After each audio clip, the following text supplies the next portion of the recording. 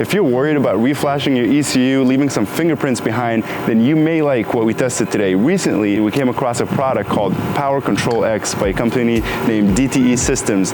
This product is pretty popular in Europe, but it's pretty new to us in the United States. Here's how it works.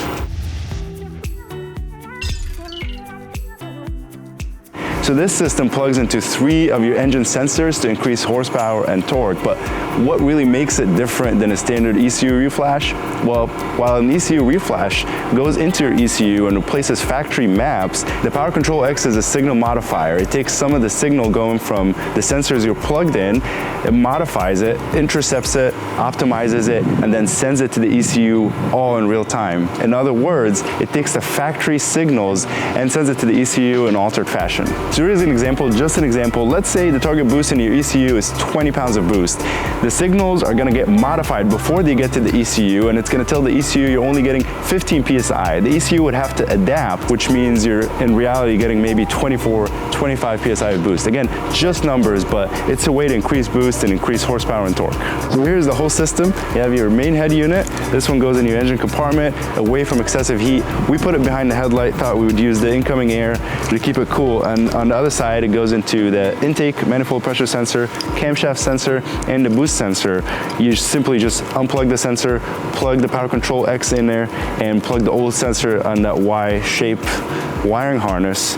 Installation is easy. We had 2 sensors right on top of the engine, and the boost sensor was just on the side of the intercooler, so we had to remove all the plastic under the car. So the whole installation could take 15 minutes. Maybe with us, it took 20 minutes more just to kind of get the undercarriage off. Through the main head unit, you can control different power levels, so economy mode, sports mode, and a bunch of really cool options. You can also use the app, and I think the app was only limited to 3 modes, but from here, each mode has 3 pluses and minuses, so you can kind of go really aggressive with it, or you can go mild. Starting with the baseline on the dyno, our 2017 Ford Mustang with the 2.3-liter turbocharged Ecoboost put down 230 peak wheel horsepower and 275 foot-pound of torque on 21 psi of boost. We plugged the DTE Systems PowerControl X in and set it to the regular sports mode, not the most aggressive. The Mustang then put down 293 wheel horsepower and 339 foot-pound of torque, with the boost increasing to 25 psi. That's a 63 peak wheel horsepower gain and a 63 foot-pound of torque. In other words, a 27% gain in peak horsepower, 23% gain in torque was accomplished by plugging in 3 plugs. That's not bad. We tested the PowerControl X in the Sports Plus Plus and the Plus Plus Plus mode, which is supposed to be a lot more aggressive. In our case, we're using 91 octane fuel in California, and the poor fuel quality and the low octane does not work well. When you increase boost, it ends up detecting knock, it pulls timing, and it ended up costing us power and torque. So if you live in another state with better fuel quality, you should expect better numbers than us. In our experience, PowerControl X works great for the enthusiast that wants some light tuning, quick and easy power and torque gain without having to alter the ECU, leave some fingerprints behind, and put too much thought into it. It is a true plug and play.